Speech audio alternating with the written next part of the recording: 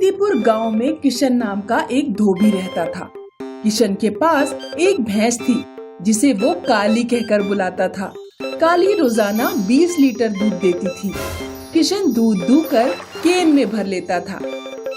शारदा, मैं दूध पहुंचाने जा रहा हूँ, काली को चारा डाल देना। हाँ जी, डाल दूंगी।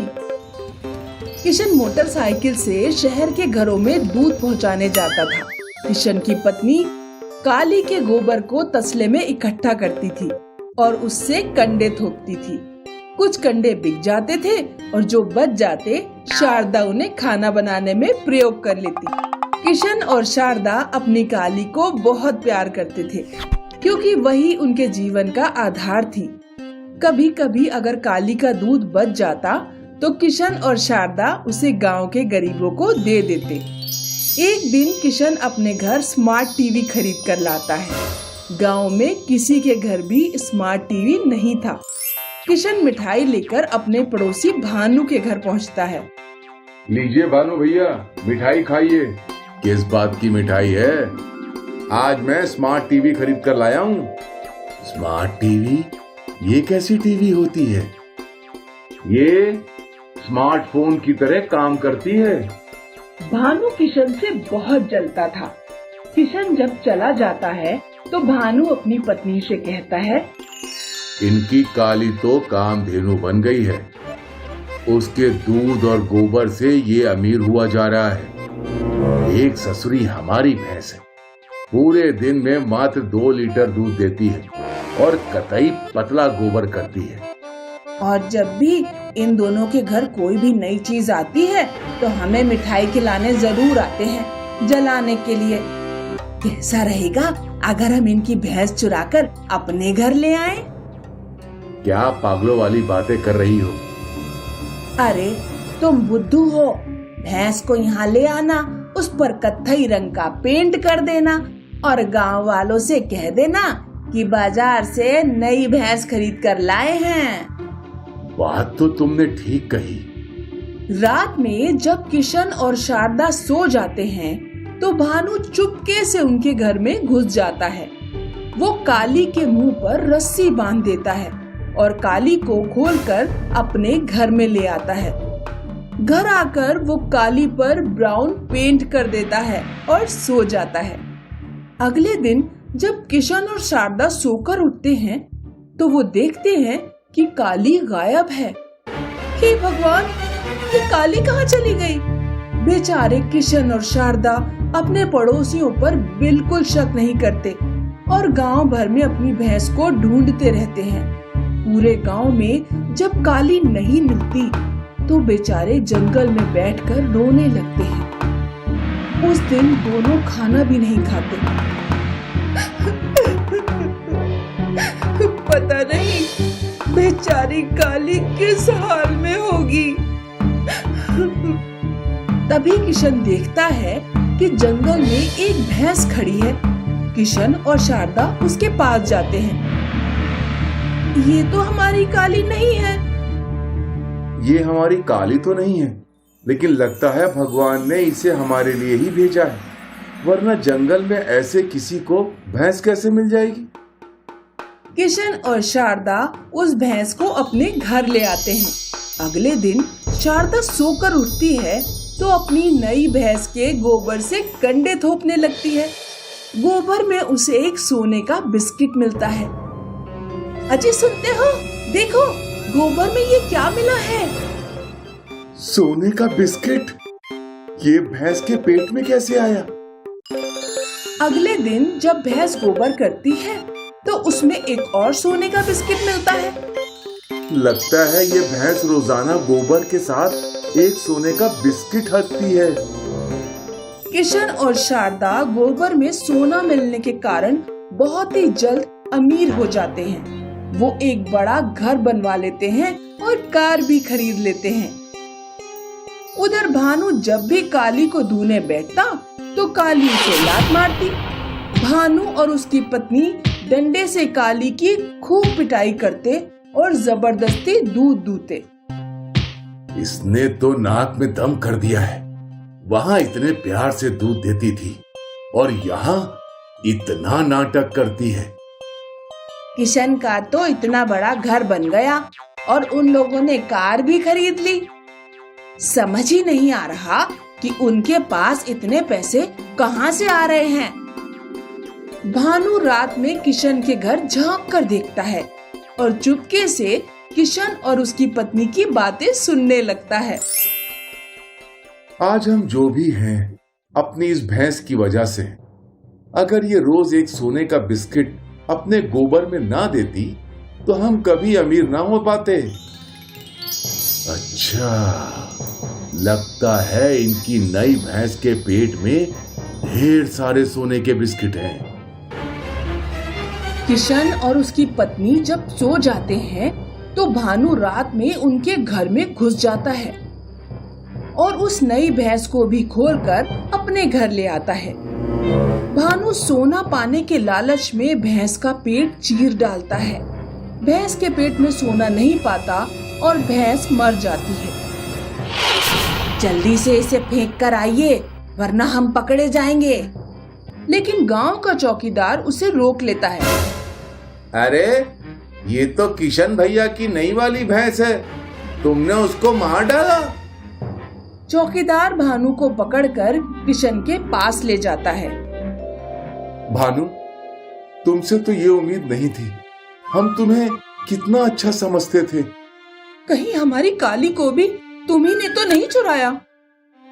मुझे माफ कर दो, आपकी काली को भी मैंने ही चुराया था।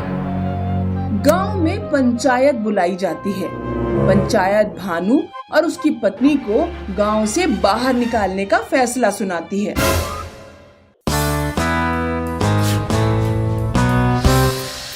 ये कहानी है भोला और उसके बैल की। भोला एक किसान था जिसके पास एक छोटी जमीन थी जहां वो रोज मेहनत कर फसल उगाता था। भोला के पास खेती करने के लिए एक बैल था, कल्लू। कल्लू खेत में हल चलाता था।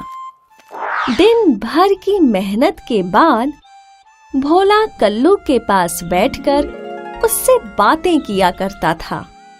भोला बहुत ही खुश और संतुष्ट था, लेकिन भोला की खुशी उसके पड़ोसी शंकर से देखी नहीं जाती।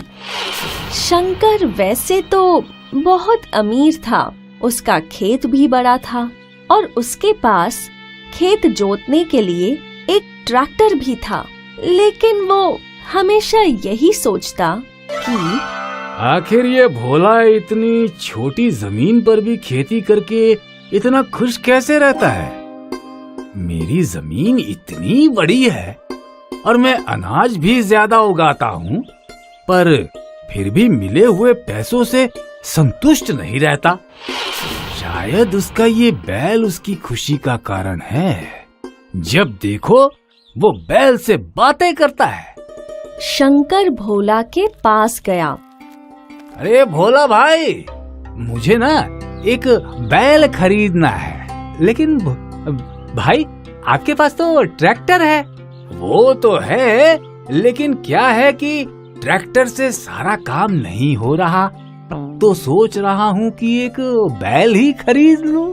तो खरीद लीजिए, मुझे तुम्हारा बैल बहुत पसंद है। क्या तुम इसे मुझे बेचोगे? मैं तुम्हें अच्छे दाम दूंगा। हाँ। नहीं नहीं भाई, बुरा मत मानिए, पर मुझे मेरा बैल नहीं बेचना है।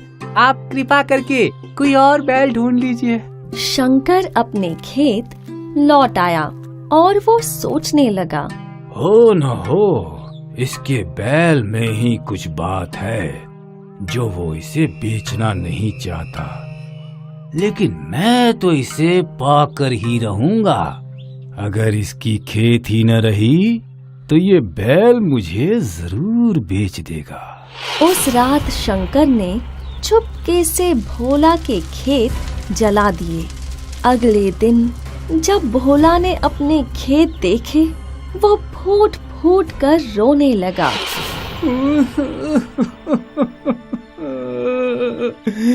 हे भगवान, ये क्या कर दिया।